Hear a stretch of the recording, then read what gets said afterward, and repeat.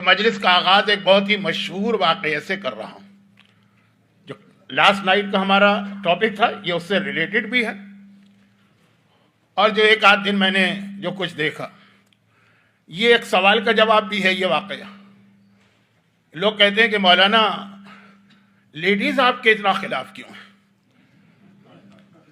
جہاں بھی آپ جاتے ہیں ایک آدھ دن تو بہت جوش سے آتی ہیں مجلس میں، پھر مجلس میں تو آتی ہیں کیونکہ وہ آپ کی وجہ سے تو نہیں آ رہی ہے نا، آقا حسین کی وجہ سے، لیکن بہت آپ کی مخالفت ہوتی ہے۔ جی ہاں، مجھے معلوم ہے، اور وجہ اس قسم کے واقعات ہیں۔ بہت مشہور واقعہ ہے، آپ نے یہ علماء سے سینکڑوں بار سنا ہوگا، لیکن اس 2 دن میں نے کچھ چیزیں یہاں پہ ایسی آبزرو کی ہیں کہ مجھے یہ واقعہ ریپیٹ کرنا پڑ رہا ہے۔ واقعہ سیستان کا ہے، اور سیستان سے ہمارے اہم ترین مرجع آیت اللہ سیستانی کا تعلق بھی۔ بعض لوگ کہتے ہیں کہ یہ واقعہ ان کے اپنے والد کا ہے۔ میں اس چیز کو کنفرم نہیں کر سکتا، اس لیے کہ مجھے یہ تو معلوم ہے کہ آیت اللہ العظمیٰ مرجع کبیر آغا سیستانی کا تعلق سیستان سے ہے، لیکن یہ بھی مجھے پتا کہ وہ ساری فیملی مشہد کے اندر شفٹ ہو گئی تھی ان کی پیدائش سے پہلے۔ تو خیر، بہت ہی مشہور واقعہ ہے، اس لیے بہت جلدی سے مکمل کروں، میرا اصل موضوع تو شروع ہی نہیں ہو پا رہا ہے۔ ایک مومنہ کا انتقال ہوا، اور اسی وقت اس شہر میں ایک دوسرے مومن بھی تھے جن کا اس مومنہ سے کسی قسم کا کوئی رشتہ داری، پڑوس، ایسا کوئی تعلق بھی نہیں تھا۔ اور یہ جو مومن تھے، ان کی ایک خواہش تھی، اور یہ والی جو خواہش ان کی ہے یہ بہت سے مومنین اور مومنات کی ہوتی ہے، اور وہ یہ ہے کہ غیبت امام میں ہمیں کسی طرح سے اپنے زمانے کے امام کی زیارت نصیب ہو جائے۔ ظہور کے بعد تو ہر آدمی امام کی زیارت کرے گا، ہر آدمی سے مطلب ہر مومن، ہر مومنہ، لیکن غیبت کے زمانے میں بھی بہت کم صحیح امام کی ملاقاتیں ہوئی ہیں۔ اگرچہ اس میں ایک فارمولہ، جو یہ میں اپنے بعض مراجع کا جملہ کوٹ کر رہا ہوں، وقت نہیں ہے کہ میں ان کے نام لوں مراجع کے اور ان کا تعارف کراؤں، لیکن مثلا شیخ جواد تبریزی جیسا عظیم مرجع کہ جس کی ملاقات ہوگی وہ کبھی بتائے گا نہیں، اور جو بتاتا پھر رہا ہے اس کا مطلب یہ ہے کہ اس کی ملاقات نہیں ہوئی۔ یہ ایک الگ موضوع ہے، کیونکہ اگر اس کی پرمیشن دے دی جائے کہ ہر کس و ناکس کھڑے ہو کے یہ دعویٰ کرے کہ میں امام سے مل کے آیا ہوں، تو یہ فتنے اور فساد کا ایسا دروازہ کھل جائے گا کہ پوری شریعت جو ہے وہ تہس نہس ہو کے رہ جائے گی۔ یہ بہت اہم جملہ ہے جس کی تفصیل شاید اس میں وعدہ میں نہیں کر رہا ہوں، شاید بعد میں آئے۔ تو خیر، ایک خواہش ہوتی ہے لوگوں کی، اور یہ بھی آپ نے روایتوں میں سنا ہے کہ حج پر امام ہر سال تشریف لاتے ہیں میدان عرفات میں، اور کہیں نہ کہیں مومن ان کو دیکھ لیتا، پہچانتا نہیں ہے کہ یہ میرے امام ہے۔ اسی لیے روایت ہے کہ جب ظاہر ہوں گے امام اور ہر مومن اس وقت ان کی زیارت کرے گا تو حیران ہو کر کہے گا یہ ان سے تو میں زندگی میں فلاں موقع پہ مل چکا ہوں۔ اب یہ بالکل الگ موضوع ہے اور میرا موضوع بدل رہا ہے، میں خود ڈر رہا ہوں، اس لیے واپس آتا ہوں۔ لیکن بہرحال ایک مومن کی خواہش ہوتی، اور اس کے لیے پھر ہمارے پاس کچھ دعائیں ہیں، کچھ اعمال ہیں کہ اگر اس عمل کو انجام دو تو خاصے چانسز ہیں کہ تمہاری امام سے ملاقات ہو جائے گی۔ مثلا مسجد سہلہ میں 40 شب بدھ جانا، مسجد جمگران میں 40 شب منگل جانا، اس طرح کچھ دعائیں، کچھ اعمال، خالی یہ نہیں اور بہت سارے۔ یہ مومن ان سب پہ عمل کر رہا تھا کہ شاید اس دعا سے، شاید اس عمل سے، شاید اس نماز سے میری امام سے ملاقات ہو جائے، لیکن سالوں کی خواہش ہے، نہیں ہو سکی ملاقات۔ اعلان ہوا مسجد میں کہ فلاں مومنہ کا انتقال ہو گیا ہے، نماز جنازہ ہوگی، لوگ شرکت کریں۔ نماز جنازہ تو وہ چیز ہے، خصوصاً ہمارے یہاں اسلامی ماحول میں، انڈیا ہو کہ پاکستان ہو کہ ایران ہو کہ عراق ہو، کہ آپ جانے کہ نہ جانے اس آدمی کو، نماز جنازہ سن کے لوگ شریک ہوتے ہیں۔ یہ بھی پہنچے۔ اب میں بہت شارٹ بھی کر رہا ہوں کیونکہ مشہور واقعہ۔ اب جب یہ پہنچے نماز جنازہ میں تو انہوں نے امام کو وہاں دیکھ لیا، اب ایک سوال کے بعد دوسرا سوال آئے گا، ان کو کیسے پتہ چلا یہ امام ہے، کیسے انہوں نے پہچانا یہ امام ہے، اب بات لمبی ہو جائے گی. کبھی زندگی رہی اور میں آپ کی خدمت پہلے اشرے کے علاوہ کر سکا تو اس میں زمانے کے امام پر دل کھول کے گفتگو کروں گا، فی الحال ممکن نہیں. بہرحال پہچان لیا کسی بھی طریقے سے یہ امام ہے. اور ایک مرتبہ حیران ہو کر کہا کہ فرزند رسول، آپ اس مومنہ کے نماز جنازہ میں شرکت کے لیے آئے ہیں. کوئی بہت ہی مشہور مومنہ ہو، کوئی بہت ہی عالمہ ہو، فاضلہ ہو، مجتہدہ ہو، اس قسم کوئی خاتون یا اپنے علاقے کی ایک رول ماڈل ہو عبادت کے حوالے سے، ایک ایسی گمنام سی عورت کہ اس شہر میں بھی رہتا ہوں آج تک نہیں جانتا اس کو. کہا کہ اس کا وہ عمل جس کی وجہ سے اس کا اپنی اولاد سے جھگڑا رہتا تھا، وہ سبب بنا ہے کہ میں اس کے جنازے میں شریک ہو جاؤں. اور پھر اگلا جملہ یہ تھا کہ جو مومنہ بھی یہ عمل کرے گی اس کے جنازے میں شرکت کرنا میری ذمہ داری ہے. یہ جملہ آپ یاد کیجئے گا کہ 7ویں امام کا بھی تھا جب وہ شتیتا کے جنازے پہ تشریف لائے تھے. شتیتا کا واقعہ ایک زمانے میں لوگوں کے لیے بالکل نیا ہوتا تھا. اب جو ایران کی زیارت کو جاتے ہیں تو نیشا پور کے اندر شتیتا کی زیارت ہوتی ہے. خیر، وہ 7ویں امام کا واقعہ، اور وہ غیبت کا واقعہ نہیں ہو تو امام تھے اس وقت. 7ویں امام تو غیبت میں نہیں تھے، تو جملہ سیم تھا، سملر، کہ یہ شتیتا کی طرح سے جو نیکی کرے گا اس کے جنازے پہ میں آؤں گا. اور یہ غیبت کا واقعہ ہے کہ اس مومنہ کی طرح سے جو نیکی کرے گا اس کے جنازے پہ میں آؤں گا. اب معلوم ہے نا کہ نماز جنازہ جب ہم پڑھتے ہیں تو نماز جنازہ کی آخری تکبیر سے پہلے 4th اور 5th کے بیچ میں مرنے والے کے لیے دعا کی جاتی ہے کہ اللہم ان کان محسنا فزد فی احسانہ و ان کان مسیئا فتجاوز عنہ. اے خدا، مرنے والا نیک ہے تو اس کے درجات بلند کر، گناہگار ہے تو اس کے سارے گناہوں کو معاف فرما.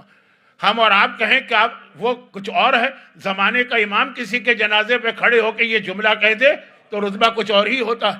تو جنازے پہ امام کا آ جانا یہ کتنی بڑی مرنے والے کی خوش قسمتی ہے. اب امام نے اتنا کہا اور فوراً امام وہاں سے رخصت ہو گئے. لیکن ایک اشارہ دے گئے نا، ایک ہنٹ تو اس کو مل گیا کہ یہ مومنہ کی باقی زندگی کی نیکیوں کی وجہ سے امام نہیں آئے. ایسے بہت سارے نیک لوگ دنیا میں، ایک وہ نیکی جس پر اس کا جھگڑا ہوتا تھا، اب یہ گیا وہاں پہ. اب پوچھنا بڑا مشکل ہوتا ہے نا، کوئی آدمی جب مر جائے تو اس کے بعد جا کے اس کے اولاد سے پوچھے کہ تمہارا اپنی ماں سے کس بات پہ جھگڑا ہوتا تھا. لیکن چونکہ امام زمانہ سے کی زیارت ہوئی تھی اور امام کا وہ جملہ تھا کہ میں ایسے جنازے پہ آتا ہوں، اس لیے بہت جوش میں بھرا ہوا تھا. وہاں جا کے پوچھا. بزرگوں کو یاد ہوگا، بزرگوں سے مراد یہ ہے کہ جو میری ایج کے لوگ، بلکہ ایک نسل میرے بعد کی بھی، مجھ سے 15-20 سال چھوٹے بھی، شاہ ایران ملعون، اور اس سے پہلے اس کا اس سے بھی زیادہ ملعون باپ. 100 سال ہو گئے ہیں. 1925 میں ان کی حکومت شروع ہوئی تھی، یہ 2025 ہے، پورے 100 سال پہلے. جب پہلوی خاندان کا پہلا بادشاہ حکمران بنا تھا تو اس نے سب سے پہلے ایک حکم یہ جاری کیا تھا کہ کوئی عورت حجاب نہیں کر سکتی. قانوناً منع ہو گیا تھا.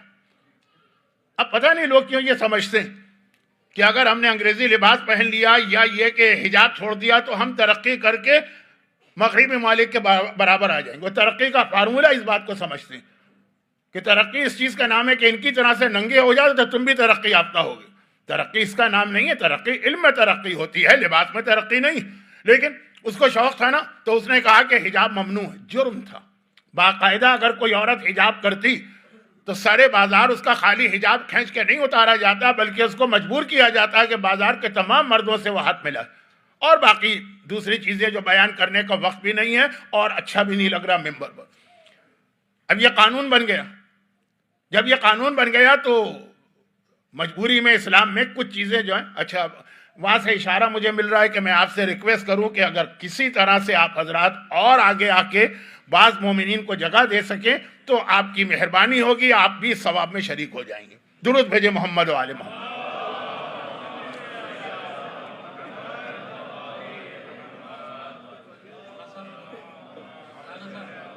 اچھا جب اس قسم کے حالات کسی جگہ پہ ہو جائیں نا، شریعت کا بہت اہم ایک اصول ہے کہ اس قسم کی مجبوریاں ہوں تو بعض اوقات واجبات معاف بھی ہو جاتے ہیں یا واجبات ذرا ہلکے ہو جاتے ہیں. میں تفصیل میں نہیں جا رہا ہوں کہ میرا اصل موضوع مجھے پریشان کر رہا ہے کہ میں کب بات شروع کروں گا. خلاصہ یہ کہ یہ ہے ایک اجازت مل جاتی ہے اسلام میں بعض جگہ پر. مگر یہ مومنہ اڑ گئی کہ نہیں، جب حجاب اسلام میں واجب ہے، اسلام میں لازم ہے، میں تو حجاب کروں گی، قانون یہ ہے کہ سزا ملے گی، کہا میں گھر سے ہی نہیں نکلوں گی جب تک کہ یہ قانون نہیں بدلتا یا مجھے موت نہ آ جائے۔ تو مرتے دم تک یہ اپنے گھر سے باہر نہیں نکلی۔ میں یہ میسج نہیں دے رہا ہوں کہ یہی ہم پر یا ہماری عورتوں پر واجب ہے، میں کہہ رہا ہوں یہ مومنہ نے کہا، ڈیسیشن لی کہ یہ ایک حرام ہے۔ اگر شریعت میں تھوڑی چھوٹ بھی مل رہی تب بھی میں حکم خدا میں کوئی چھوٹ نہیں لینا چاہتی، کوئی رعایت نہیں لینا چاہتی، مرتے دم تک۔ اب گھر والے ہیں، بیٹے ہیں، بیٹیاں ہیں، اماں سے کہتے ہیں فلاں جگہ چلیں، فلاں جگہ چلیں، کہیں شادی ہے، کہیں غمی ہے، کہیں کچھ نہیں، کہا حجاب کے بغیر گھر سے باہر نہیں نکلنا ہے۔ زمانے کا امام فرما رہا ہے کہ جو عورت اس انداز سے زندگی گزارے اس کے جنازے پر شریک ہونا میں اپنی ذمہ داری سمجھتا ہوں۔ کچھ ایسی میں نے چیزیں 2 دن میں دیکھ لی کہ مجھے یہ کہنا پڑ رہا ہے، اور اس پہ میں مزید آگے کی کسی مجلس میں تفصیل بتاؤں گا، لیکن اس مجمع کے سامنے نہیں، کیونکہ یہ مجمع جو ویکینڈ کی وجہ سے آیا ہے بیچارہ مجبوری کے عالم میں، مجھے سننے تو نہیں آیا ہے نا، تو ان کو کیوں بلا وجہ ایک زحمت میں ڈالا جائے۔ پھر جو مجمع آئے گا جو واقعا مجھے سننا چاہتا ہے وہاں پہ میں دل کھول کے بات کروں گا۔ حجاب، نو کمپرومائز آن حجاب، یہ ذہن میں رکھیے گا۔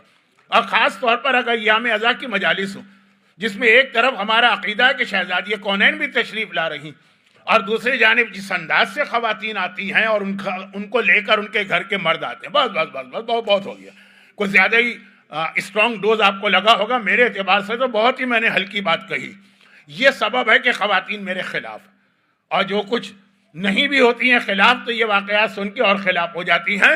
زمانے کا امام، ہر مومن اپنی زندگی میں ایک بار ان سے ملاقات کرتا ہے غیبت میں، اس وقت اس کو نہیں پتا ہوتا ہے کہ یہ میرے امام، بعض اوقات پتہ بھی چل جاتا ہے لیکن ہم بھروسہ نہیں کر سکتے جب تک کہ وہ بتانے والا اتنا عظیم نہ ہو، جیسے علامہ ہلی تھے یا علامہ مجلسی تھے یا شہید اول تھے یا شیخ مفید تھے یا سید مرتضیٰ تھے یا مثلا مرحوم آغائے خوئی تھے۔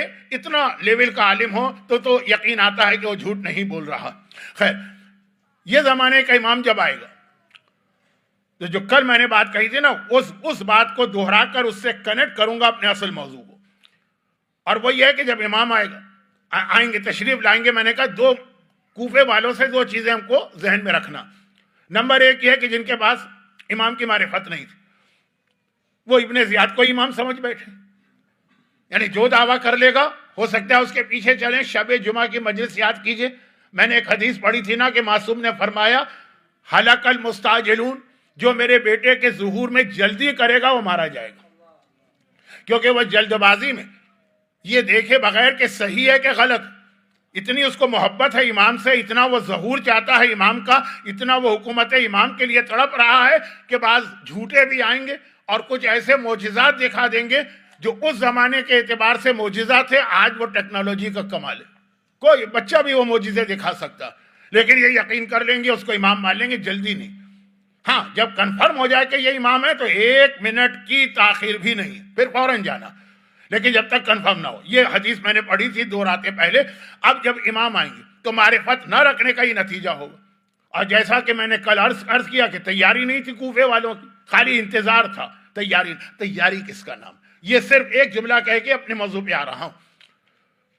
تیاری کس چیز کا نام ہے؟ میں نے ایک جملہ کہہ دیا تھا اس سے پہلے کی مجلس میں، تیاری اس کا نام ہے کہ آج اگر امام آئے تو ہم اس پوزیشن میں ہوں کہ اسی وقت اٹھ کے امام کے پاس چلے جائیں، ہمیں کوئی انتظار نہ کرنا پڑے کہ بھئی چند دن ٹھہر جاؤ، ہمارے چہرے پہ داڑھی آ جائے پھر امام کے سامنے جائیں، ابھی کیسے چلے جائیں، یا یہ ہے کہ ذرا سا وہ حجاب کا انتظام کر لیں، اسکارف خرید لیں، عبا خرید لیں، پھر امام کے پاس جائیں۔ تیاری کا مطلب یہ ہے کہ ہر وقت مومن اس طرح تیار ہو۔ لیکن یہ تو ہو گئی چھوٹی باتیں، اصل تیاری کیا؟ اب امام کے آنے کے بعد جو کل والا جملہ تھا نا اس کو پھر میں تھوڑا سا ایکسپلین کر رہا ہوں موضوع سے ہٹے بغیر، یہ میرا اصل موضوع ہے، ابھی سمجھ میں آئے گا آپ کی، اور وہ یہ کہ تیاری اس چیز کا نام کہ جب امام آ کر دین پر عمل کروائیں گے۔ امام کیوں آ رہے ہیں؟ اچھا، قرآن کریم نے ایک مقصد امام کا بتایا، وہ ذرا یاد رکھیے گا۔ یہ تو جب زمانے کے امام کے عنوان پہ بات کروں گا تو زیادہ مزہ آتا آپ کو سننے میں، مجھے پڑھنے میں ابھی وقت کم ہے۔ سورہ حج کی ایک آیت، الذین مکناہم فی الارض اقاموا الصلاۃ وآتوا الزکاۃ وامروا بالمعروف ونہوا عن المنکر۔ یہ امام زمانہ کی حکومت کی 4 خاصیتیں قرآن نے بتائی ہیں، اس کے لیے پہلے سے تیار ہونا۔ قرآن نے کہا الذین مکناہم فی الارض، جنہیں ہم زمین پہ حکومت دیتے ہیں۔ ایک تو ہے کہ اللہ حکومت دیتا ہے، ایک وہ کہ وہ خود اپنی چال بازی سے، دھوکہ بازی سے، عیاری سے، مکاری سے، طاقت سے لوگوں کو بے وقوف بنا کے حکومت لے لے۔ وہ نہیں، فرعون، نمرود، شداد ٹائپ کے نہیں، جن کو ہم حکومت دیتے ہیں۔ مکننا، ہم جن کو حکومت دیتے ہیں۔ یہ قرآن پورا ایک منشور پیش کر رہا ہے امام زمانہ کا، جنہیں ہم حکومت دیتے وہ نمازیں قائم کرتے ہیں۔ نمازی بننا پڑے گا، اس کے بغیر امام کے ساتھی نہیں بن سکتے۔ وآت الزکات، اپنے مال سے زکات ادا کرنا ہوگی، جو اپنے مال کا حق ادا نہیں کرتے وہ نہیں۔ وامر بالمعروف، نیکی کا حکم دینا پڑے گا، نہو عن المنکر، اور تمہارے سامنے گناہ ہو رہا ہے تو تمہیں اس کے خلاف بولنا پڑے گا، جو آج تقریر کے شروع میں بولا۔ اچھا، اب یہ حکومت امام ہے نا، اور یہی کربلا کا مقصد ہے۔ میں نے کل عرض کیا تھا نا کہ جہاد شروع حسین نے کیا ہے، ختم امام کریں گے۔ آقا حسین کے روضے پہ سرخ قلم گویا حسین نے لگایا ہے، اس کو اتاریں گے زمانے کے امام۔ اب آپ یاد کیجئے کہ آپ آقا حسین کا جب ذکر کرتے ہیں تو کیا جملہ کہتے ہیں؟ اشہد انک قد اقمت الصلاۃ وآتیت الزکاۃ وامرت بالمعروف ونہیت عن المنکر۔ وہی چار چیزیں جو قرآن نے امام زمانہ کے لیے بتائیں، آپ آقا حسین کے لیے آلریڈی گواہی دے رہے ہیں۔ البتہ فرق یہ ہے کہ امام زمانہ کے لیے فیوچر ٹینس آیا ہے قرآن میں، آقا حسین کے لیے پاسٹ ٹینس آیا۔ مولا میں گواہی دیتا ہوں، آپ نے نمازیں قائم کی، آپ نے زکوٰۃ ادا کی، آپ نے امر بالمعروف کیا، آپ نے نہی عن المنکر کیا۔ بات پھیل رہی ہے، لیکن جو میں بات عرض کر رہا ہوں اس کے لیے اتنی تمیز ضروری تھی۔ اب آئیے اصل چیز پر۔ امام آ کے، یہ تو حکومت امام ہے جو آقا حسین کی زیارت میں بھی ہم کو بتائی گئی اور سورہ حج کی آیت میں بھی بتائی گئی۔ لیکن اس کے بعد جب امام زمانے کا امام دین پر عمل کرے گا، جو آیت میں نے کل بھی تلاوت کی، آج بھی، هو الذی ارسل رسولہ بالہدی ودین الحق لیظہرہ علی الدین، جب وہ اسلام کو پوری دنیا میں نافذ کرے گا، پوری دنیا میں اسلام کا نفاذ جب ہوگا، تو سب سے زیادہ مخالفت کرنے والوں میں بہت سارے لوگ ہوں گے، امام کے کچھ چاہنے والے اور ماننے والے بھی ہوں گے۔ وہ امام کو امام ہی نہیں مانیں گے، کسی اور وجہ سے نہیں۔ ان کا اعتراض کیا ہوگا؟ اب یہ ساری حدیثیں ہیں، لیکن وہ چونکہ میرا اصل موضوع امام زمانہ نہیں، ان کا اعتراض یہ ہوگا کہ یہ ہم کو امام نہیں لگ رہا، کیونکہ یہ تو ایک نیا دین لے کے آ گیا، یہ تو ایک نئی شریعت لے کے آ گیا، یہ تو ایک نیا اسلام لے کے آ گیا۔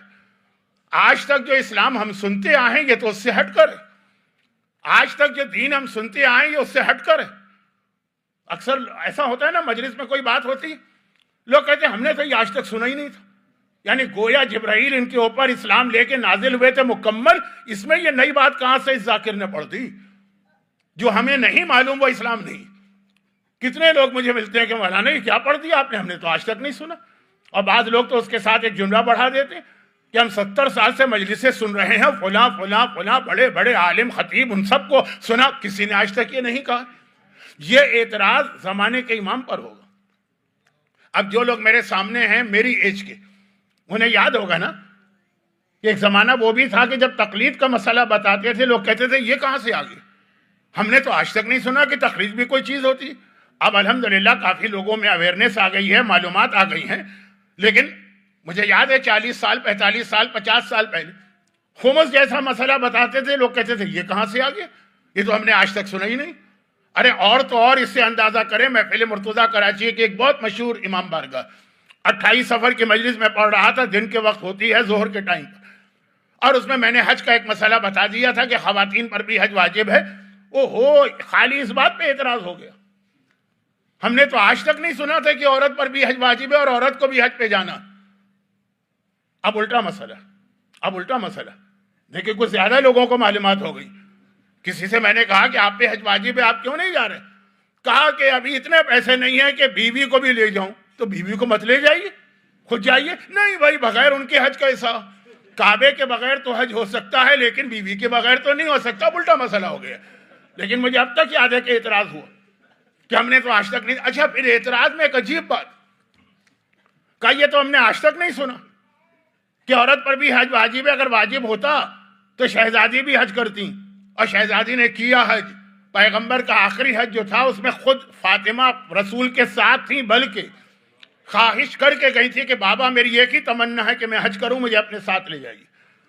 پھر ایک فقہی مسئلہ بھی پیش آیا کہ اہل بیت کے گھرانے میں ظاہری طور پہ فاقے ہوتے ہیں، حج میں قربانی واجب ہوتی، وہ قربانی نہیں تھی تو روزے کا حکم اسلام میں آیا۔ وہ سارا شہزادی کا پورا، بلکہ ایک جملہ کہہ دوں جس کی تفصیل کا وقت نہیں، اور وہ یہ ہے کہ آج کل جو ہم لوگ حج کرتے ہیں نا 1400 سال سے، یہ رسول اللہ والا حج نہیں کرتے ہیں، یہ شہزادی کونین والا حج کرتے ہیں۔ رسول نے الگ طریقے سے حج کیا تھا اور شہزادی نے الگ طریقے سے حج کیا تھا۔ اب میں اس کی تفصیل میں نہیں جا رہا ہوں، بات کہیں کی کہیں۔ تو کہنے کا مقصد یہ کہ معلومات نہیں ہیں، اور اتنے بڑے بڑے دعوے کہ ہم نے تو آج تک سنا ہی نہیں، اتنے بڑے بڑے دعوے کہ اگر حج عورتوں پر ہوتا تو شہزادی بھی تو کبھی حج پہ جاتی گئی تھیں، اور بلکہ ایسی حالت میں معصومین کے گھرانے کی خواتین گئی تھیں۔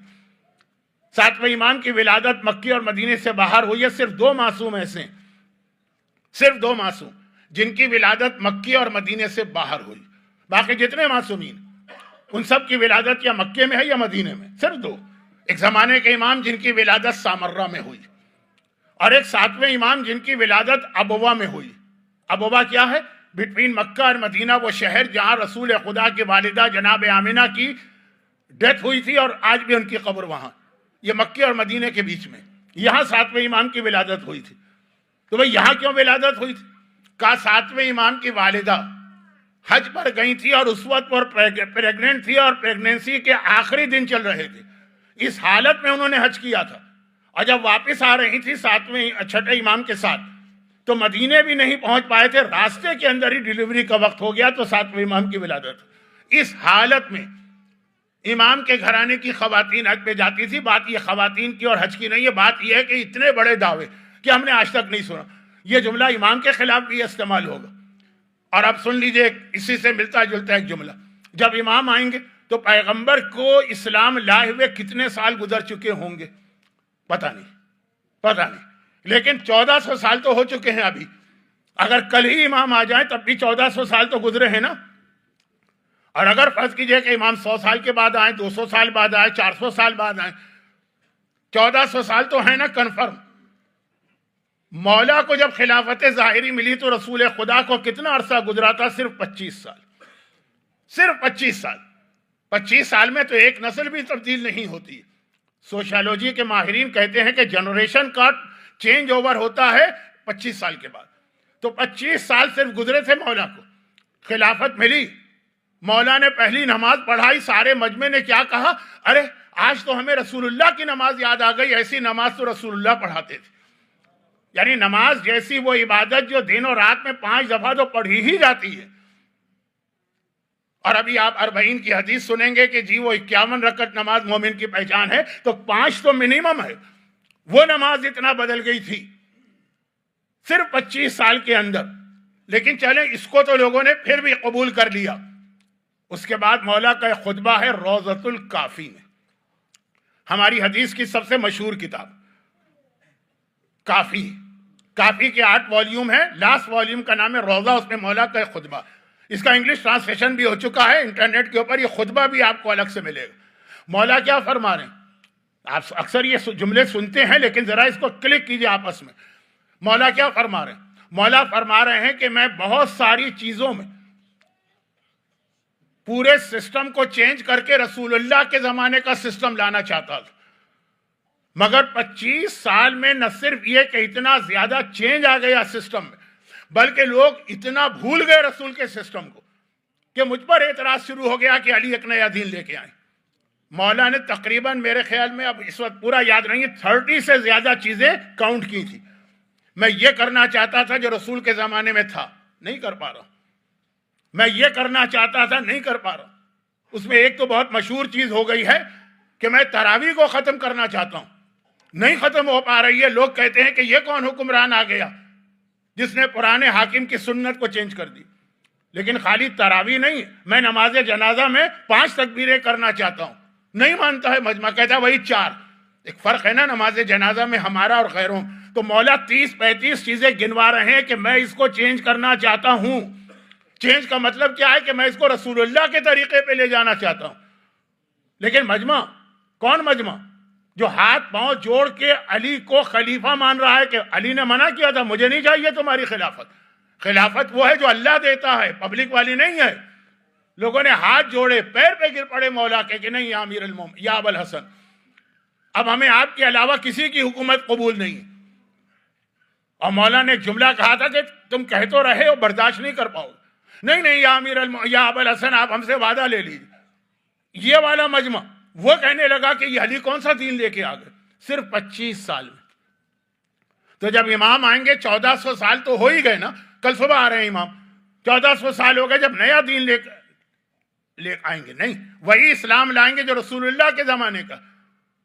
تو عام آدمی بھی کہیں گے، روایت میں کہ مومنین بھی کہیں گے، نہیں اگلا جملہ تو آپ نے اکثر سنا ہے، پھر سن لیجیے، جو امام کی پہلی فوج میں شامل ہو گئے ہیں لوگ، جذبے والے ہیں نا، محبت والے ہیں نا، عقیدت والے ہیں نا، جو امام کی فوج میں شامل ہوئے، وہ امام کے اگینسٹ ہو جائیں گے کہ یہ تو ایک نیا دین لے کے آ رہا ہے، تو ہم تو اس کو امام ہی نہیں مانتے۔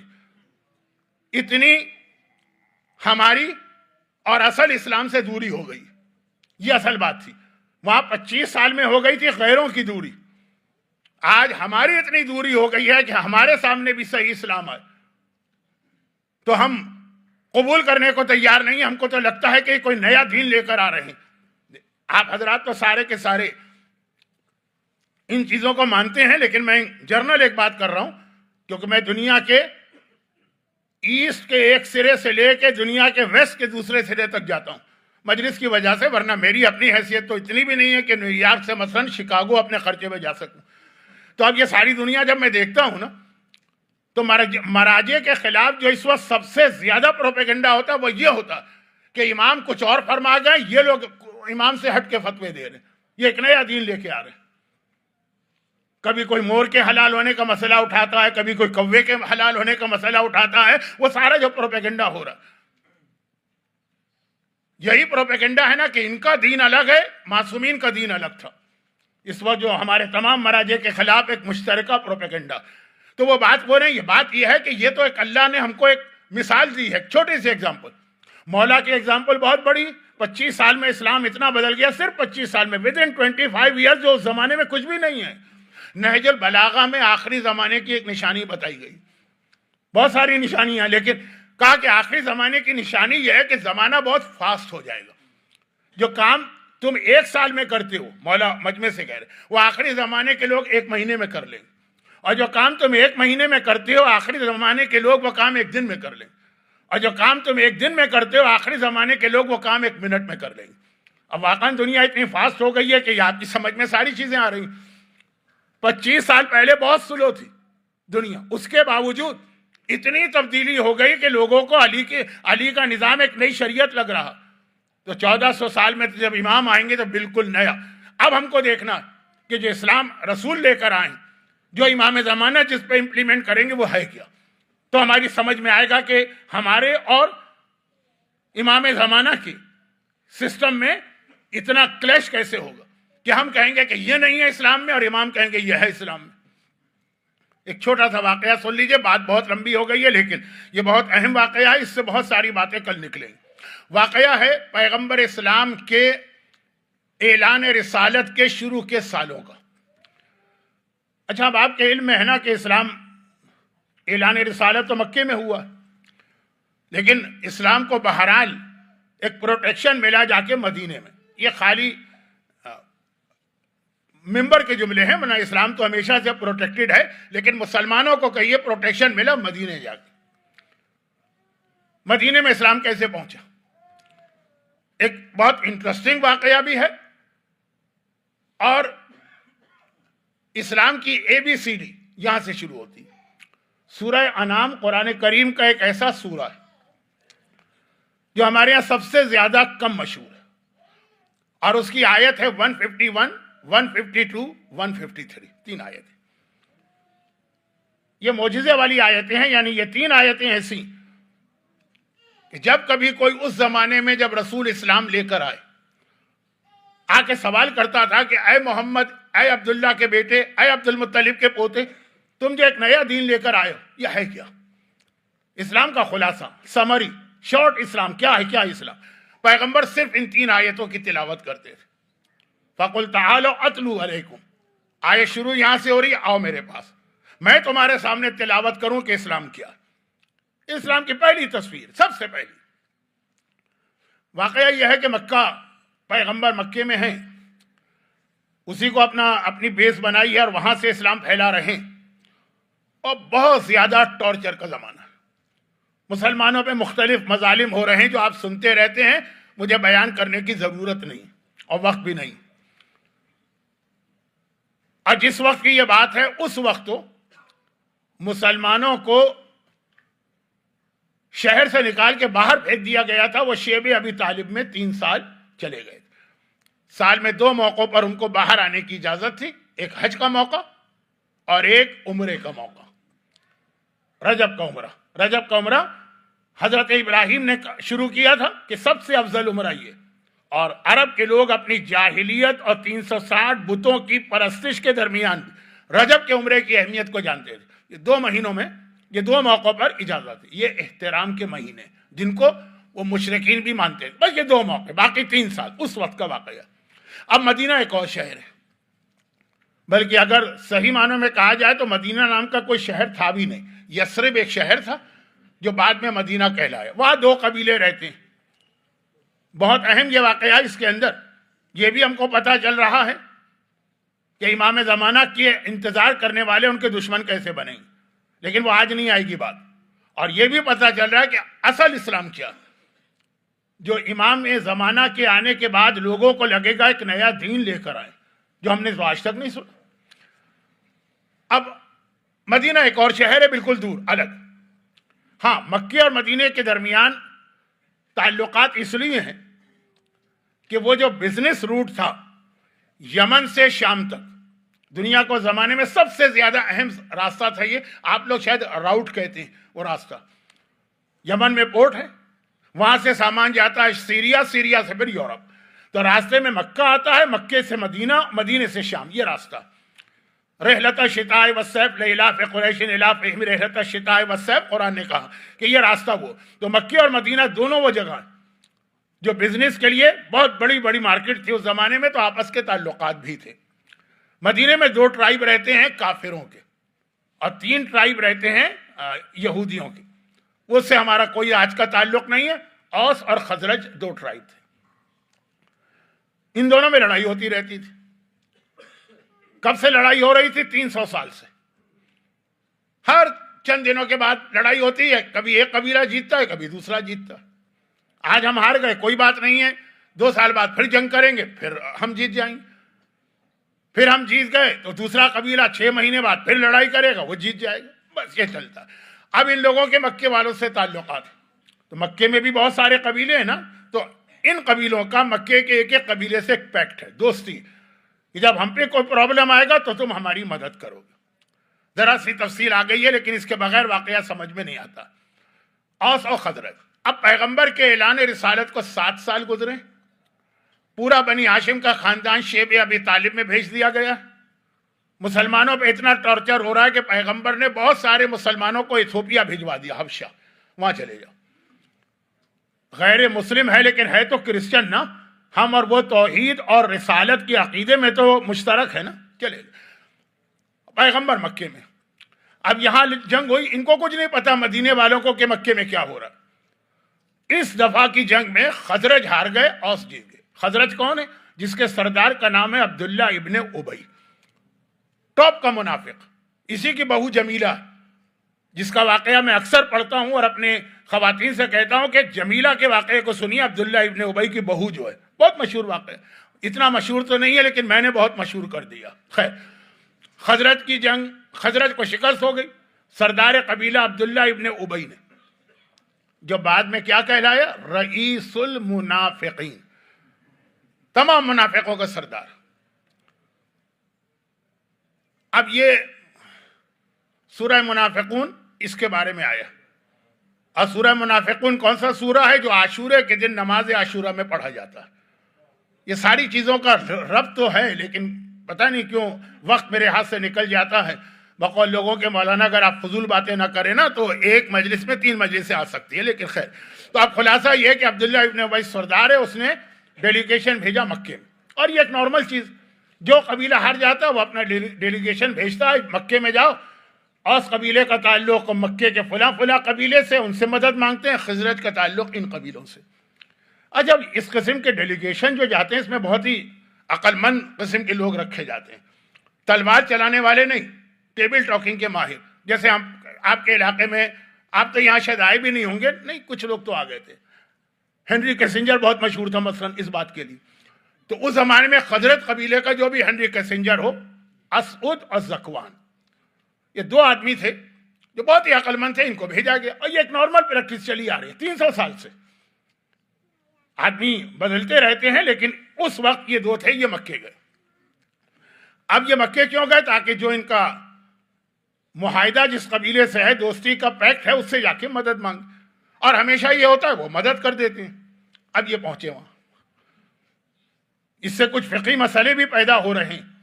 آپ کے علم میں ہوگا نا کہ 2 چیزیں بلکہ 3 چیزیں جو ہے وہ میری اسپیشلٹی مانی جاتی ہے. نمبر 1، امام زمانہ کا تذکرہ بہت کیا. نمبر 2، شریعت کے مسائل حلال و حرام.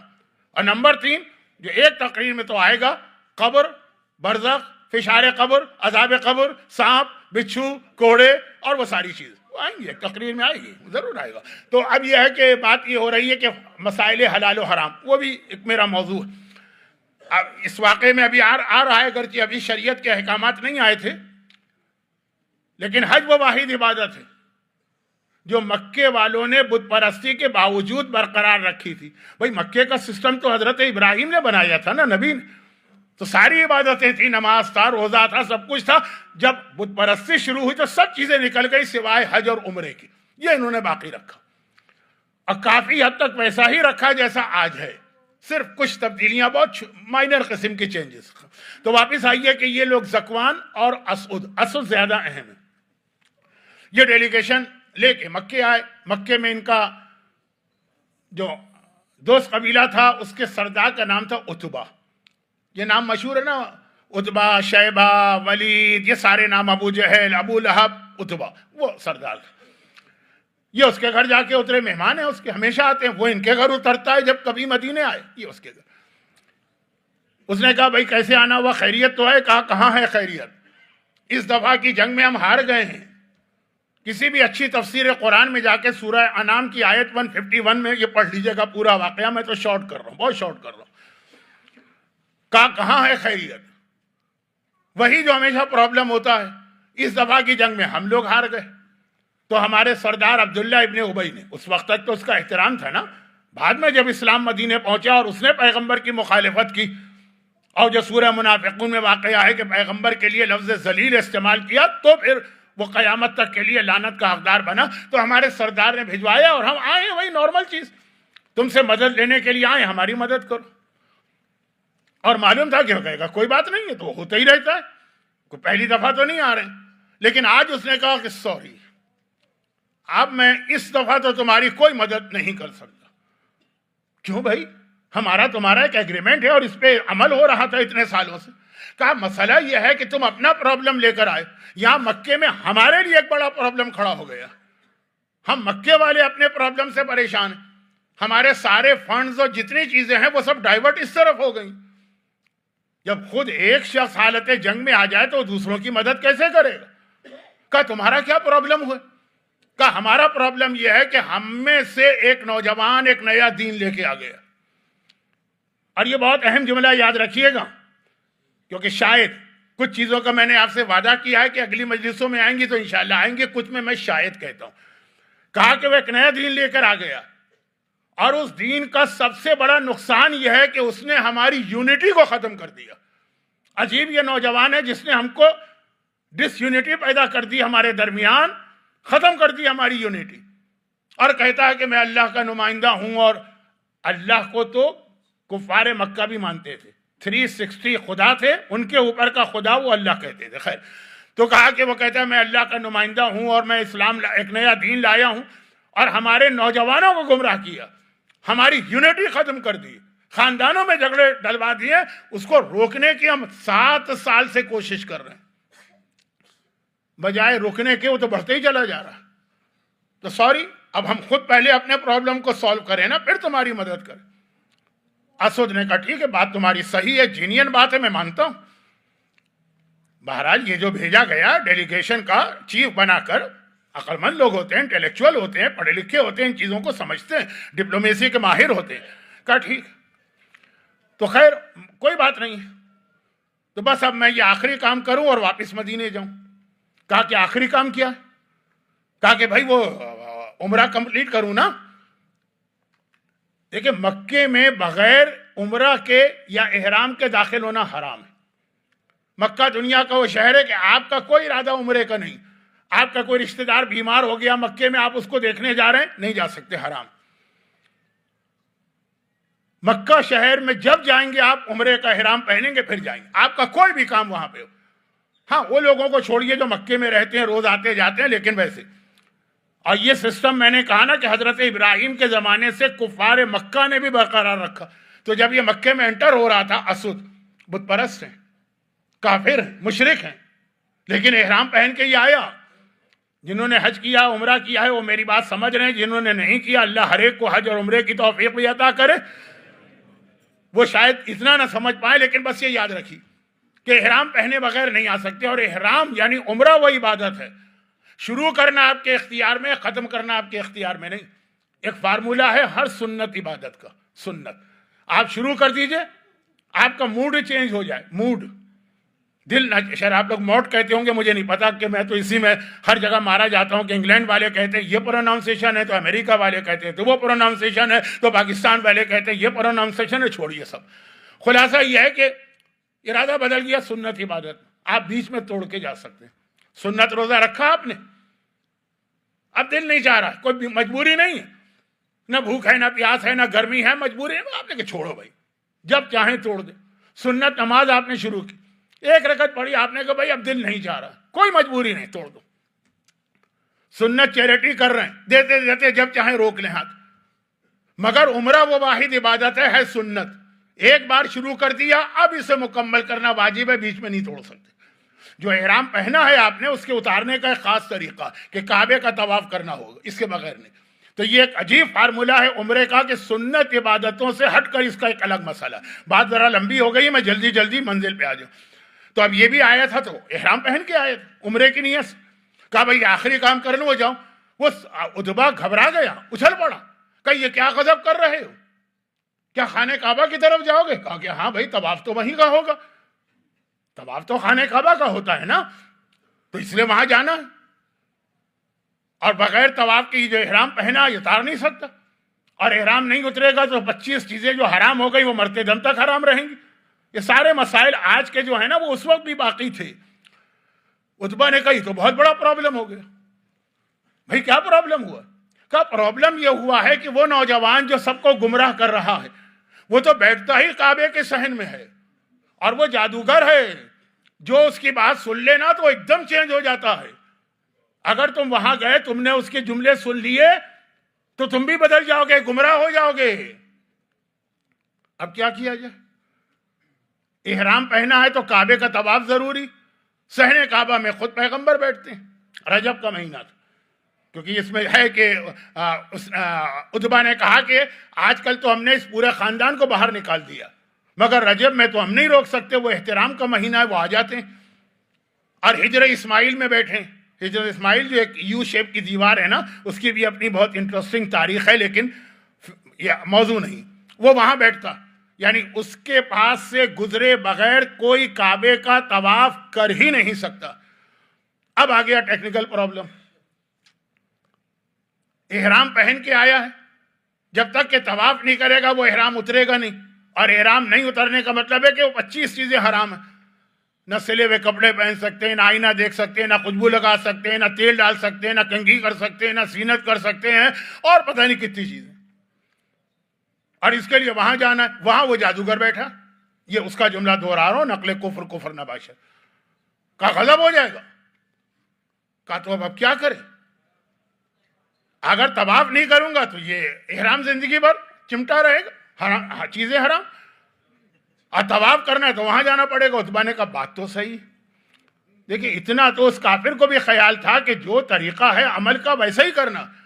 مجھے ایسے مومن ملے آج بھی حج اور عمرے میں جو حج عمرہ توڑ کے آ جاتے، نہیں بھائی اتنی زحمت ہے، برداشت نہیں ہو رہی ہے، اتارا انہوں نے احرام، سلے ہوئے کپڑے پہنے اور ٹہلنے لگے۔ وہ اس وقت کا کافر احترام کر رہا ہے. کہا کہ اب ایک ہی طریقہ ہے, ایک ہی, اور وہ طریقہ یہ ہے کہ اس کا سارا جادو جو ہے نا وہ کانوں کے ذریعے. وہ پڑھتا ہے قرآن میں کہہ رہا ہوں, وہ جادو والا کلام پڑھتا ہے اور لوگ بدل جاتے ہیں. تو ایسا کرو, یہ لے کے جاؤ. وہ کیا؟ وہ یہ کہ اس نے روئی دی. کہا کہ اپنے دونوں کانوں میں اچھی طرح سے روئی کو ٹھونس کے لگا لو. اب آج کل تو اور بہت ساری چیزیں آ گئی ہیں, لیکن سب ہے تو بنیادی طور پر وہی روئی والا کام کرنے والے نا. وہ ایسے ہیڈ فون بھی آتے ہیں, اور ہم پلین میں جاتے ہیں تو وہ کانوں کے اندر لگانے والی چیزیں بھی دیتے ہیں کہ آواز نہ آئے. تو کہا یہ روئی لگا لو تاکہ اس کی آواز تمہارے کان میں نہ پہنچے. یہ تاریخ ہے, ہسٹری ہے, ہسٹری کے ساتھ تفسیر قرآن ہے, سورہ انعام کی آیت ہے. علی ابن ابراہیم قمی جیسا عظیم مفسر تفسیر فرات میں یہ روایت نقل کر رہا. تو اب کا یہ روئی لگا لو کانوں میں, تمہارا بھی مسئلہ حل ہو جائے گا, طواف ہو جائے گا کعبے کا, اور تم اس سے بچ بھی جاؤ گے. کہا ٹھیک ہے چلو.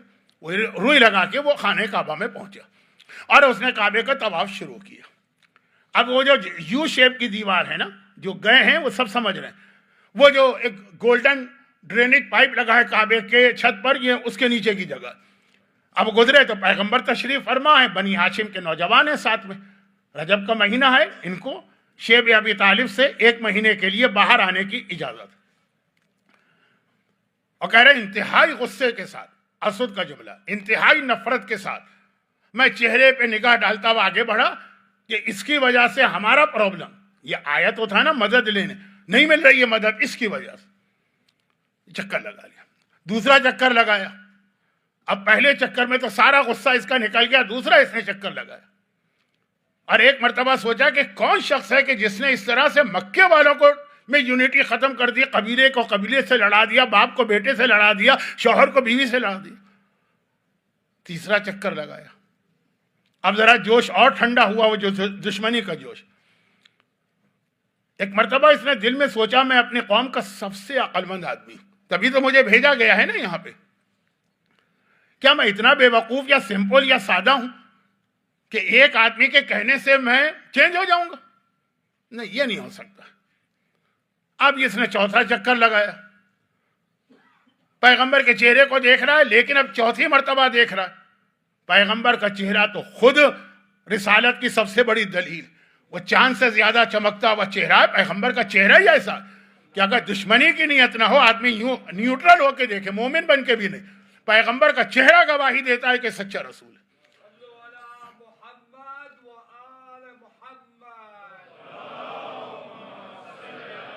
اب اس کے دل پہ پیغمبر کے چہرے کا جو نور تھا, جو پیغمبر کے چہرے کی عظمت تھی, جو پیغمبر کے چہرے کی شان و شوکت تھی, ایک مرتبہ اس کے دل پہ اثر ہوا. 5واں چکر, 6واں چکر, 7واں چکر, 7 چکر ہوتے ہیں, وہ مکمل کیا اس نے. ایک مرتبہ ہم لوگ آج کل جو طواف کرتے ہیں پھر 2 رکعت نماز پڑھتے ہیں, تو اس وقت نماز تو ختم کر دی تھی. ان لوگوں نے سیدھا وہ آیا وہاں پہ کہ میں ذرا سنو تو صحیح, میں اپنی قوم کا اتنا عقل مند آدمی مانا جاتا ہوں کہ لوگوں سے ٹیبل ٹاکنگ کے لیے یا مذاکرات کے لیے مجھے بھیجا جاتا ہے, میں سنوں تو آیا. اور کہا کہ اے نوجوان, میں نے سنا ہے کہ تو ایک نیا دین لے کر آیا. کہا نہیں, ایک نیا دین اللہ نے بھیجا ہے, اللہ نے میرے ذریعے سے, یہ میرا دین نہیں ہے, یہ اللہ کا دین. کہا یہ ہے کیا؟ مختصر بتاؤ. پیغمبر نے سورہ انعام کی آیت نمبر 151, 152, 153 کی تلاوت کی, جو پہلے نازل ہو چکی تھی. اور یہ 3 آیتیں جو اس نے سنی, اور خالی یہ نہیں ہے, اس کا تو ذرا لمبا واقعہ آ گیا. یہ 3 آیتیں سنی, ایک مرتبہ ایسا اس کے دل پہ اثر ہوا کہ یہ دین تو لے کے آیا, یہ ہرگز جادو نہیں ہے, یہ تو حق ہے اور سچا دین ہے. اشہد ان لا الہ الا اللہ واشہد انک رسول اللہ. اگر یہ تیرا دین ہے تو میں گواہی دیتا ہوں تو اللہ کا سچا رسول ہے. یہ 3 آیتوں میں پورا اسلام جمع ہو گیا شروع میں. اور اس کو ذرا سمجھیے کہ وہ چیزیں کیا آ گئی, اور یہاں سے پھر اسلام شروع ہوا اور آگے احکامات آتے رہے. لیکن اتنا ہم اس سے دور ہو گئے ہیں کہ جب زمانے کا امام اس اسلام کو لے کر آئے گا تو ہمیں لگے گا کہ ایک نیا دین آ گیا. بس اب یہ باقی باتیں کل ہوں گی, لیکن یہاں رک کے ایک بات کہہ دوں. آپ کے ذہن میں اسلام کا جو انٹروڈکشن آئے گا, عقیدے کی بات نہیں ہو رہی. عقیدہ تو پہلے ہے, عمل کی بات ہو رہی ہے. اس پوری آیتیں, 3 آیتیں پریکٹیکل لائف سے ریلیٹڈ. جو آپ کے ذہن میں اسلام کا تصور آئے گا ان میں سے کوئی چیز بھی ان آیتوں میں نہیں. اور ان آیتوں کو چھوڑیں، اس وقت تک اسلام میں آئی بھی نہیں تھی. نماز نہیں واجب نہیں ہوئی تھی. پیغمبر نماز پڑھتے تھے، عام مسلمانوں کے لیے نماز بھی واجب نہیں ہوئی تھی. وہ تو شب معراج واجب ہوئی ہے نا 10 سال بعد.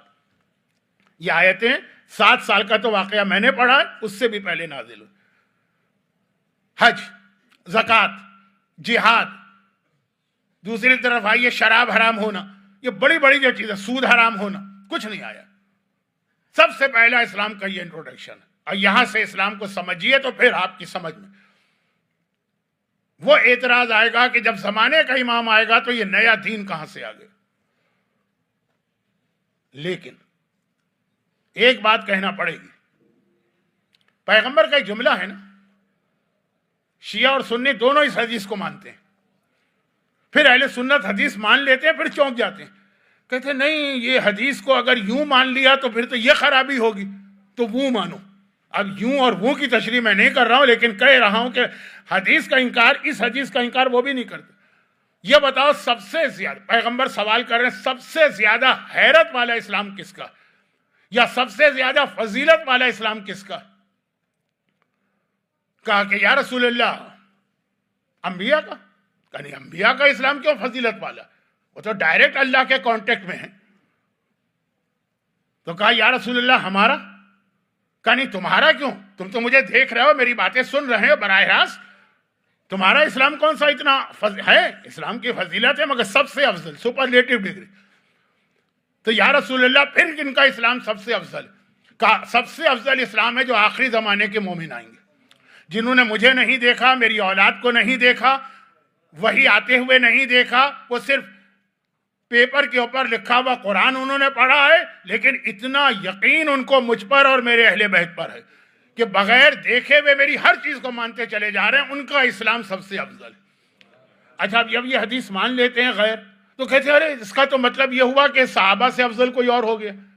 تو وہ تو نہیں ہو سکتا ہے، وہ تو کتنا بھی برا ہو، صحابی ہے، تو وہ ایک الگ بحث ہو جاتی ہے. لیکن ہمارے پاس یہ حدیث تو بالکل ان کے یہاں بھی ہے اتھینٹک، پھر ذرا تعویل کرتے ہیں، وہ ٹوئسٹ کرتے ہیں.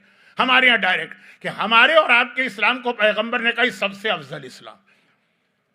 اور کہا اس لیے افضل اسلام ہے کہ تم مجھے دیکھ کر مجھ پر ایمان لائے، یا بغیر دیکھے ہوئے ایمان لا رہے ہیں اور عمل کر رہے ہیں. اور آخری زمانے کے مومن کا اسلام تو اور عمل ہے. رشید حجری کا ایک جملہ ہے، اب رشید حجری کا نام میری زبان پہ آیا تو دل چاہتا ہے ان کا انٹروڈکشن کرا دوں، لیکن نہیں کراؤں گا، وقت نہیں آج. جو ہمارے یہاں ایک غلط جملہ مشہور ہو گیا، لیکن یہ کوئی غلط جملہ مشہور ہوا ہے تو اس سے کوئی قیامت نہیں ٹوٹ پڑی. غلط مشہور ہوا ہے لیکن ایسی کوئی غلطی نہیں ہے کہ کوئی عقیدے میں. وہ کیا، ہمارے ہاں یہ مشہور ہے کہ میثم تمار فضائل علی بیان کرنے پہ ان کی زبان کاٹ دی گئی. میثم تمار کی زبان نہیں کاٹی گئی ہے، ان کے منہ پہ لگام چڑھائی تھی، زبان رشید حجری کی کٹی تھی. جرم دونوں کا ایکول تھا، سیم تھا. رشید حجری بھی مولا کے فضائل بتا رہے تھے، زبان ان کی کاٹی گئی. تو یہ میثم تمار کے لیول کے صحابی. ان کی بیٹی نے کہا بابا آپ اتنی عبادت کر رہے ہیں، اتنا عبادت گزار دنیا میں کون ہوگا؟ کہا آخری زمانے کا مومن جس کی زبان کٹی ہے محبت اہل بیت کے. جو میثم تمار کے مصائب آپ سنتے ہیں نا، وہ اصل میں سب رشید حجری کے مصائب. کہا اور رشید حجری کا ذکر کل آئے گا کیونکہ یہ حبیب ابن مظاہر کے کلاس فیلو تھے، اور کل حبیب ابن مظاہر کے مصائب آئیں گے تو ذرا ذکر آ جائے گا. کہا کہ میں 1000 رکعت نماز پڑھوں، اس سے آخری زمانے کے مومن کی 2 رکعت نماز زیادہ بہتر ہے، کیونکہ جن حالات میں نماز پڑھ رہا ہوں، نماز پڑھنا آسان. آخری زمانے کا مومن جن حالات میں دین پہ عمل کرے گا وہ کتنا مشکل کام. اب جو ان کے جملے ہیں اس کو میں اپنے الفاظ میں کہوں کہ آگ پہ چلنا آسان ہے، اور یہ امام کا جملہ بھی ہے کہ آخری زمانے میں اپنے ہاتھ میں آگ لینا آسان ہے، ایمان بچانا مشکل. آپ کی 2 رکعت نماز رشید حجری جیسا صحابی کہہ رہا ہے کہ میری 1000 رکعت نماز سے بہتر. میں ان حالات میں نماز پڑھ رہا ہوں جو سارے فیوریبل حالات، اور آخری زمانے کا مومن ان حالات میں نماز پڑھے گا، حجاب کرے گا، خمس دے گا، شراب سے بچے گا، ڈرگ سے بچے گا، کہ جب ساری چیزیں اس کے اگینسٹ. بہت بڑی چیز ہوتی ہے یہ.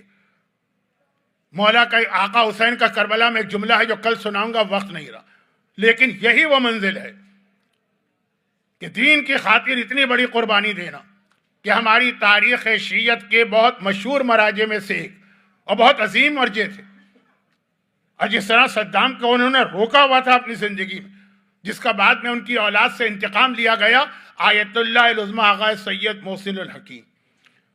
میں کتنے ہی مومنین کو جانتا ہوں جو اس وقت تک تقلید کرتے تھے، ان کے بعد تقلید چھوڑ دی کہ اب ایسا نہ مرجع پیدا ہوگا نہ تقلید ہوگی۔ بہت عظیم شخصیت، 90 سال سے زیادہ کی عمر تھی، بالکل اپنی زندگی کے آخری سالوں میں، اور یہ آخری سال وہ تھے کہ جب عراق کے اندر صدام اور بکر اور باس پارٹی یہ سب اپنے تمام مظالم شروع کر چکی تھی، بہت ضعیف بھی ہو گئے تھے اور بہت سارے مصائب۔ کہا مرنے سے پہلے ایک بار میں آقا حسین کے روضے کی زیارت کرنا چاہتا ہوں، مجھے لے چلو۔ اللہ نے ماشاءاللہ 10 سے زیادہ بیٹے دیے تھے جو سب مجتہد تھے، چنانچہ ان کو نجف سے کربلا لے جائے گا۔ اب کربلا پہنچ گئے، باقی زیارتیں کی، آخر میں کہا لیکن مجھے حر ابن یزید ریاحی کے روضے پر بھی لے جاؤ، اس کی بھی زیارت کرنا۔ بڑھاپا، 90 سال سے زیادہ کی عمر، مصائب جو اس وقت آئے، مصائب خود آدمی کو جوانی میں بوڑھا کر دیتے ہیں، وہ ساری چیزیں، لیکن کہا کہ حر کے روضے پہ جانا ہے۔ اب یہ حر کے روضے پہ پہنچے، اور وہاں جانے کے بعد انہوں نے ایک جملہ کہا اے حر ابن یزید ریاحی، ڈائریکٹ، شہید زندہ ہوتا ہے اور جو ہم اس سے بات کرتے ہیں وہ سنتا ہے۔ کہا اے حر ابن یزید ریاحی، میں عمر میں تجھ سے زیادہ ہوں۔ حر 30-32 سال کا تھا، فوج میں تو ایسے ہی لوگ جاتے ہیں، یہ 90 سال کے۔ میں خاندان میں تجھ سے بہتر ہوں، تبا تبائی تھے، سادات، سید، اصلی سید، میں سید ہوں، اتنا تو حر بھی جانتا۔ کہا نہیں تھا آقا حسین سے کہ اگر اور کوئی میری ماں کا نام لیتا تو میں پلٹ کے ایسا ہی منہ توڑ جواب دیتا، لیکن آپ کی مادر گرامی تو وہ ہیں کہ میں ان کی شان میں ذرا سے بھی گستاخی نہیں کر سکتا۔ تو آغا محسن حکیم انہی شہزادی کونین کی اولاد میں نسب کے اعتبار سے تم سے افضل ہوں، میں عمر کے اعتبار سے تم سے زیادہ ہوں۔ دنیا میں آج کل ہر جگہ سینئر سٹیزن کا ایک احترام ہے، اسلام میں تو بہت پہلے سے، اور میں فضیلت میں تم سے زیادہ ہوں، کیونکہ نہ صرف یہ کہ عالم ہیں بلکہ مجتہد ہیں، بلکہ مرجع ہیں، یعنی مجتہد عالم و مجتہد اعظم۔ اور تو کوئی عالم نہیں تھا، ہر اعتبار سے تم سے افضل ہوں، لیکن دل چاہ رہا، یعنی کمزوری ہے کہ میں زمین پہ بیٹھ جاؤں، تیرے روضے کے سامنے میں زمین پہ بیٹھنے کی ہمت نہیں کر رہا، جبکہ ہر طرح تو اس سے افضل ہوں، کیونکہ تو نے اتنی بڑی قربانی دی ہے کہ اتنی بڑی قربانی میں نے تو نہیں دی، کہ تو نے آقا حسین کے نام پہ ہر چیز قربان کر دی۔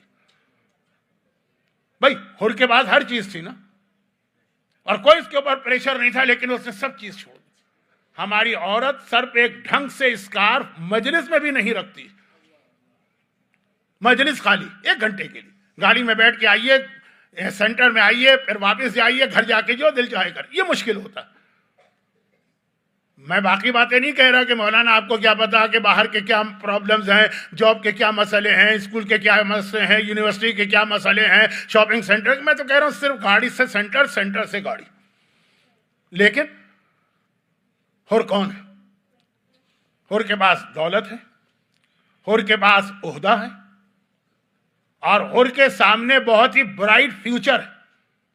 ابن زیاد کا وعدہ ہے نا کہ جو قتل حسین میں حصہ لے گا اس کو بھاری انعامات دیے جائیں گے جو دیے گئے بعد میں۔ مختار کے واقعات میں پڑھیے کہ جتنے بھی کربلا سے آئے تھے مالا مال کر دیا تھا ابن زیاد، یہ سب چیزیں تھیں، اور ان سب کو ٹھکرا دینا، کسی کے پاس کچھ نہ ہو اور پھر وہ جہاد کرے، وہ بھی ایک بڑی چیز ہے، لیکن وہ منزل نہیں کہ سب کچھ ہے اور سب چھوڑ دو۔ دیکھیے اب کامن سینس کی بات ہے، اگر حسین کا کوئی سپاہی ٹوٹ کے لشکر یزید میں چلا جائے تو بات سمجھ میں آتی ہے۔ بھوک بہت بڑا امتحان، پیاس بہت بڑا امتحان، گھر والوں کی اسیری، بچوں کے رخسار پہ تماچے، خواتین مخدرات، طہارت کا بے مکنا و چادر کے قیدی بننا، ہر آدمی یہ امتحان نہیں دے سکتا۔ تو اگر حسین کا کوئی سپاہی ٹوٹ کے وہاں چلا جائے تو سمجھ میں آتا، مگر یزید کی فوج کا کوئی سپاہی اگر حسین کی طرف آ جائے، یہاں آتے ہی تمہیں پہلے بھوک ہے، پھر پیاس ہے، پھر قربانی ہے، پھر جان دینا. یہ ایک قدم جو ہے جو لشکر یزید سے لشکر حسین کا ہے، یہی دنیا کا سب سے بڑا امتحان ہے جو حر نے دیا، اور ایسا دیا کہ آقا حسین نے حر کے لاشے پہ کہا تھا انت حر فی الدنیا والآخرہ، اے حر تیری ماں نے تیرا صحیح نام رکھا تھا، حر مانے آزاد، تو دنیا میں بھی آزاد اور آخرت میں نہیں. خالی یہ بات نہیں، یہ جو ایک قدم حر نے بڑھایا اتنی چیزیں قربان کر کے، نتیجہ کیا نکلا؟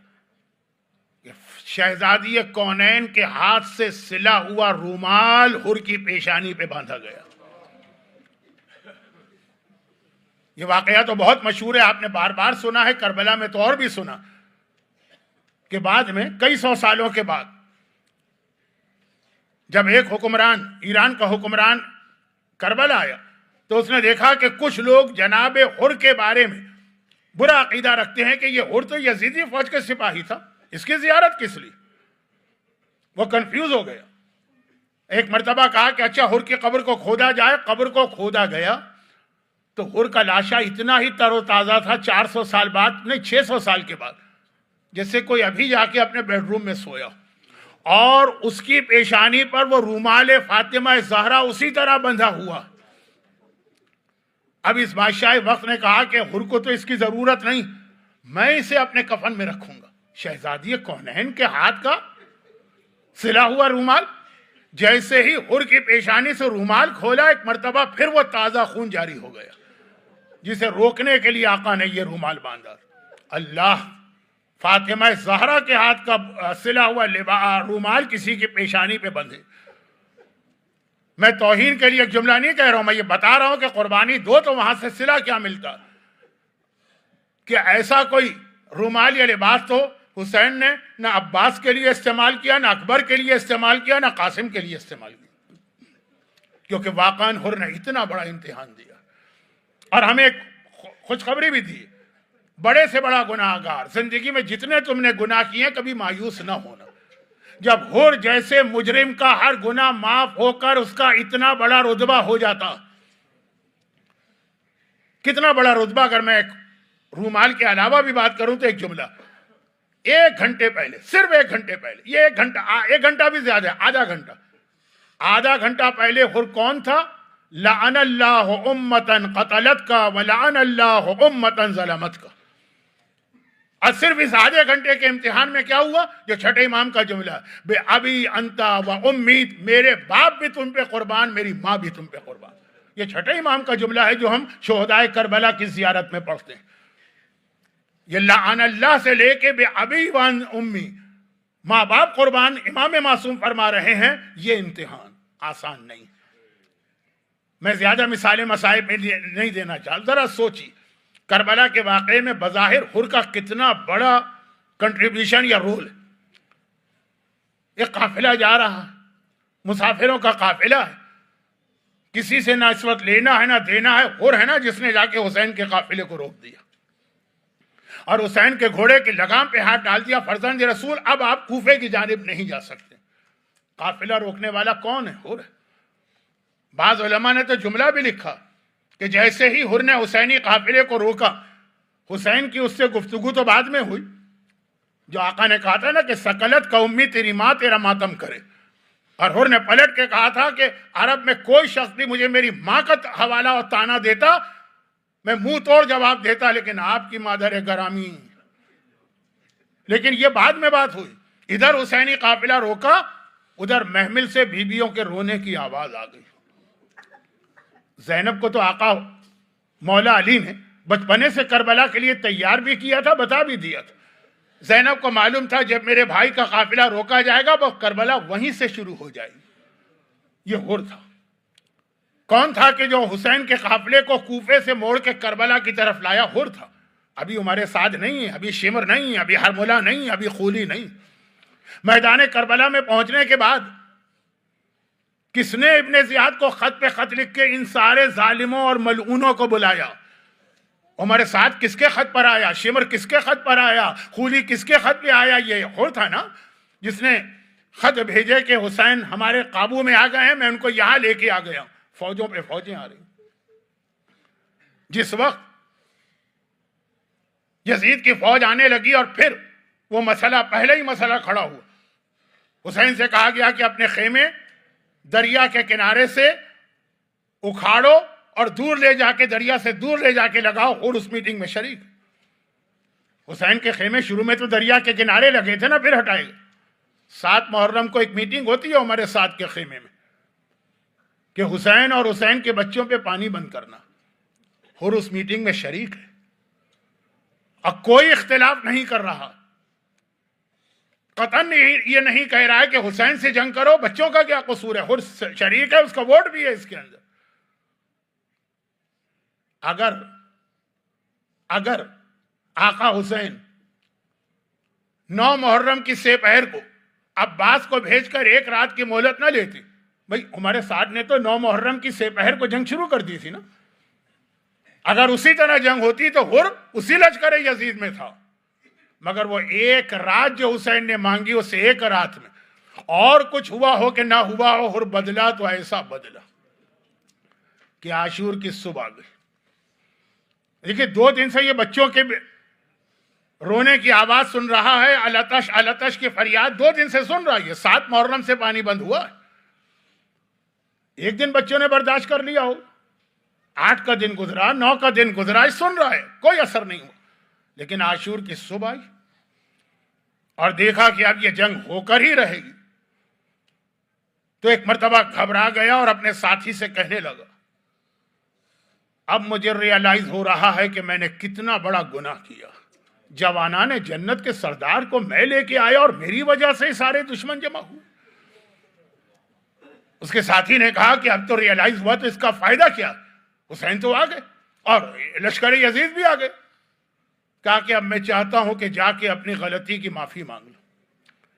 اس کا دوست کہتا ہے کہ یہ حماقت نہ کرنا، لفظ میرا ہے لیکن مفہوم یہی تھا، یہ غلطی نہ کرنا.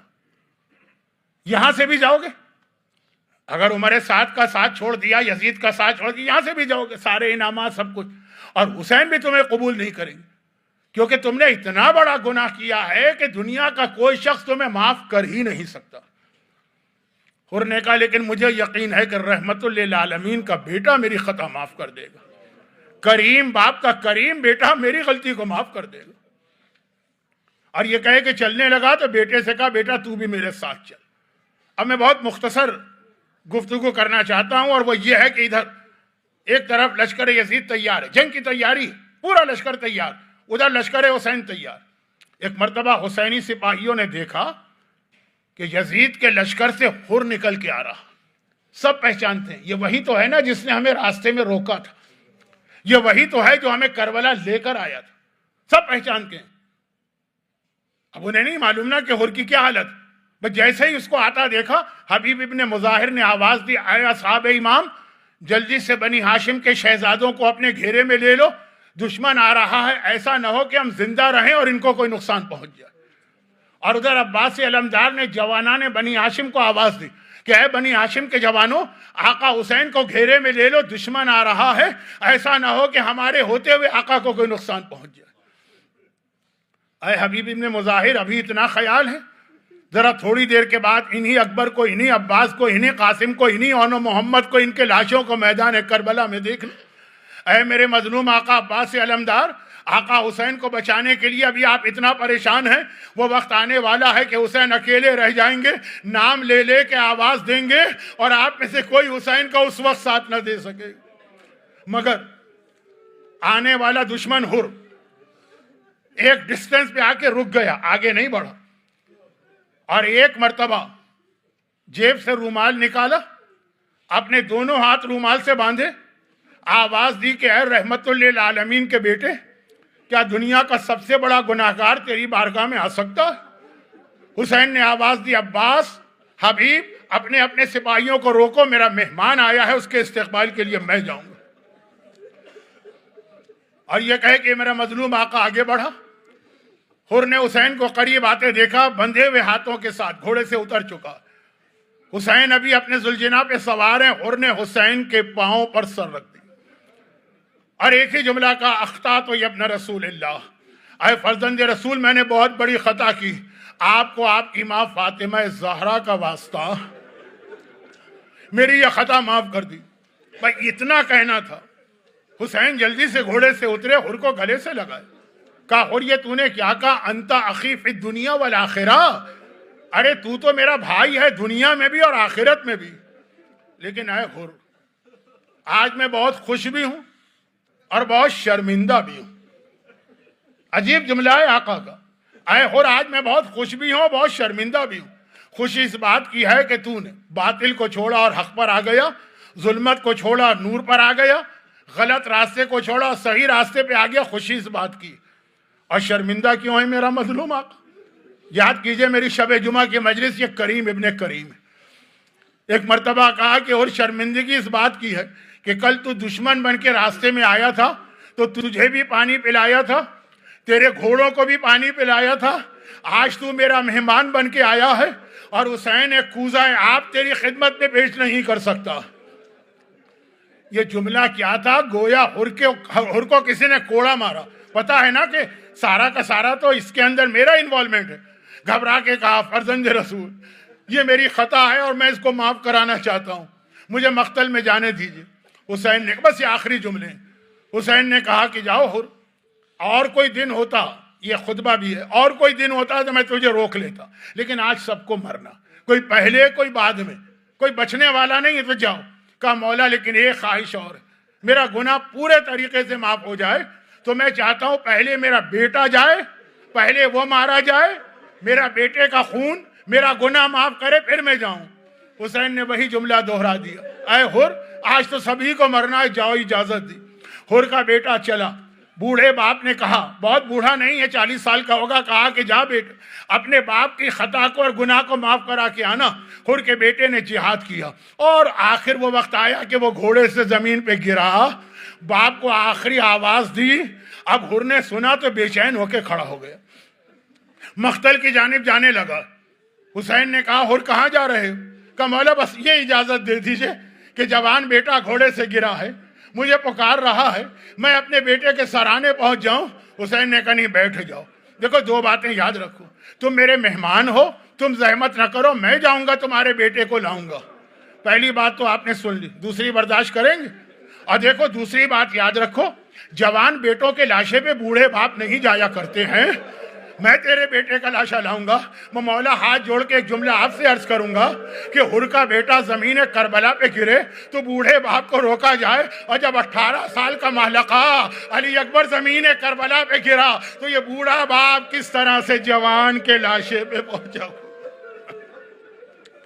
اجرکم اللہ، پروردگارہ اس کریم ابن کریم حسین مظلوم کا واسطہ، خدا بندہ اس حسین مظلوم کی کریمہ ماں فاطمہ زہرا کا واسطہ، جس طرح سے حر کی خطا معاف ہوئی، ہم میں سے ہر ایک کی زندگی بھر کے گناہوں کو معاف فرما، ساری حاجتوں کو پورا فرما، دنیا اور آخرت کی ہر پریشانی سے محفوظ فرما، مرحومین کی مغفرت فرما، اور ان مظالم کے انتقام کے لیے وارث